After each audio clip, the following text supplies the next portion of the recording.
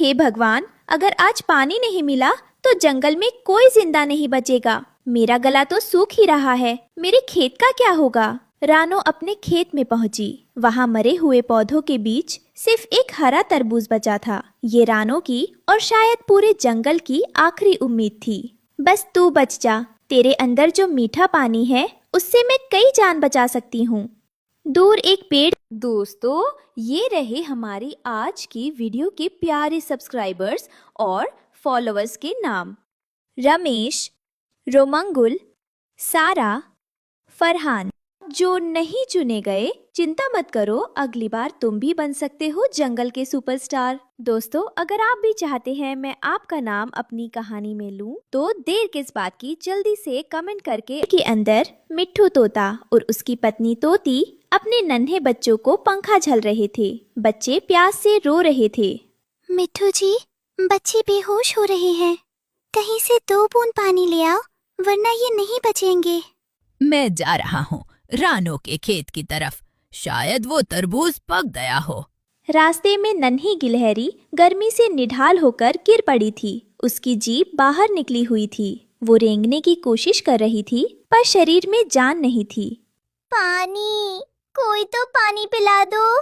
वो वहीं मिट्टी में लुढ़क गई। गिलहरी के गिरने के बाद काका कबूतर पानी की तलाश में हैंडपंप पर गया। हैंडपंप धूप में तवे जैसा गर्म था।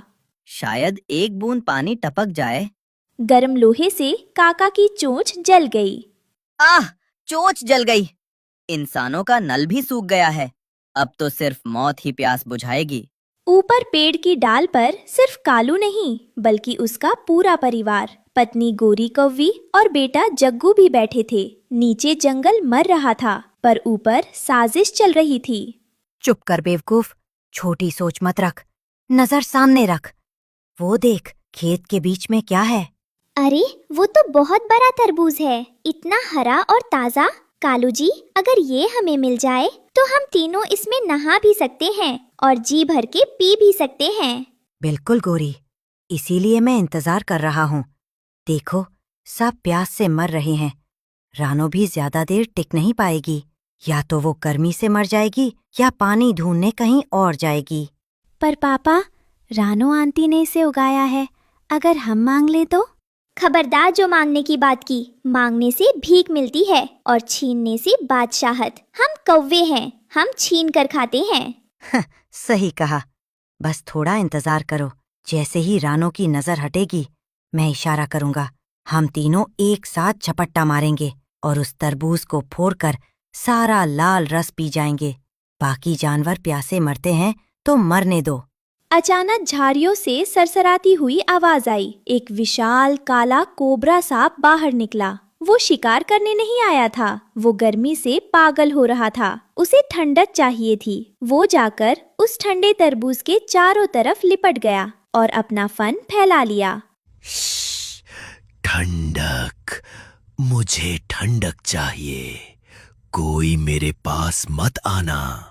रानो, मिट्ठू तोता, हरियाली तोती और गिलहरी सब झाड़ी के पीछे छिपे थे। सांप को तरबूज पर बैठा देखकर सब थर-थर कांपने लगे। मुझे जाने दो, मेरा गला फट रहा है, सामने पानी है, मैं और बर्दाश्त नहीं कर सकती। प्यास से तड़प कर मरने से अच्छा है कि वो सांप मुझे एक बार में डस ले। पागल मत बन गिलहरी, होश में आ। देख उसके फन को, वो अभी पानी का रक्षक नहीं, यमराज बनकर बैठा है।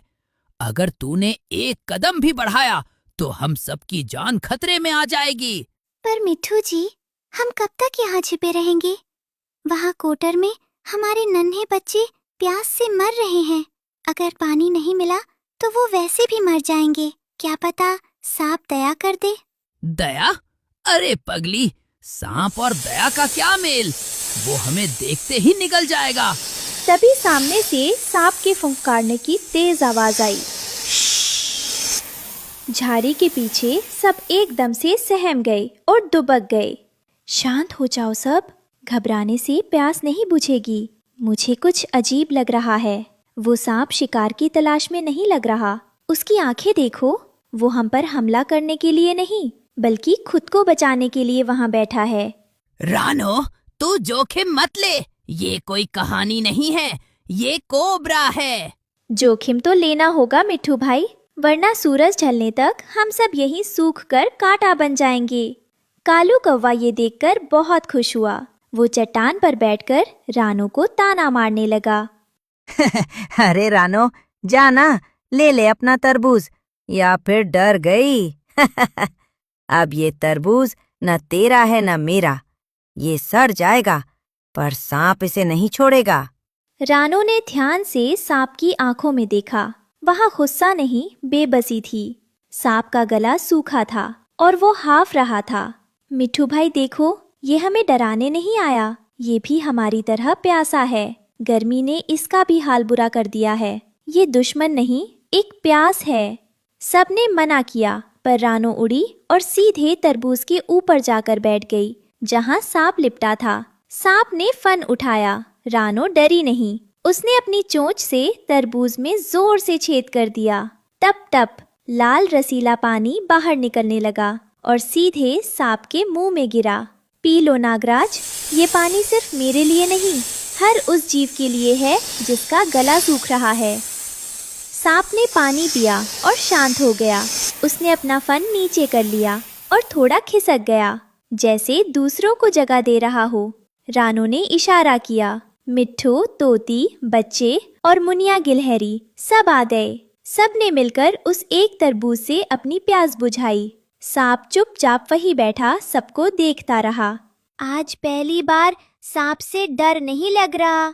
शाम को कालू कौवा ने सोचा कि अब सांप चला गया होगा। वो तरबूज के बचे हुए टुकड़े चुराने नीचे उतरा। तभी फुंफकार, सांप वहाँ पहरा दे रहा था। उसने कालू को दौड़ा लिया। खबरदार, ये खेत रानो का है, अब मैं इसका रक्षक हूँ। बचाओ, ये सांप तो इनका दोस्त बन गया। अगली सुबह जब सूरज अपनी पहली किरणें बिखेर रहा था, रानो और उसके दोस्त फिर से खेत में जमा हुए। अब उन्हें सांप से डर नहीं लग रहा था। नागराज शान से तरबूज के खेत के चारों ओर एक पहरेदार की तरह घूम रहे थे। तभी रानो ने देखा कि जिस जगह कल तरबूज का रस जमीन पर गिरा था, वहाँ से एक छोटा सा अंकुर फूट रहा है। देखो नागराज, तुम्हारी रखवाली और हमारी एकता ने एक नया जीवन पैदा कर दिया है। अचानक आसमान में काले बादल छाने लगे। गड़गड़ाहट के साथ बारिश की ठंडी बूंदें गिरने लगी। महीनों बाद जंगल की सूखी मिट्टी से सौंधी खुशबू आने लगी। कालू कौवा जो दूर एक पेड़ पर भीग रहा था, अब भी जलन से भरा हुआ था।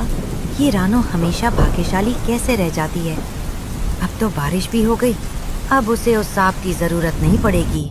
तभी नागराज ने ऊपर देखा और अपनी पूंछ से जमीन पर एक गड्ढा बनाया ताकि बारिश का पानी वहां जमा हो सके।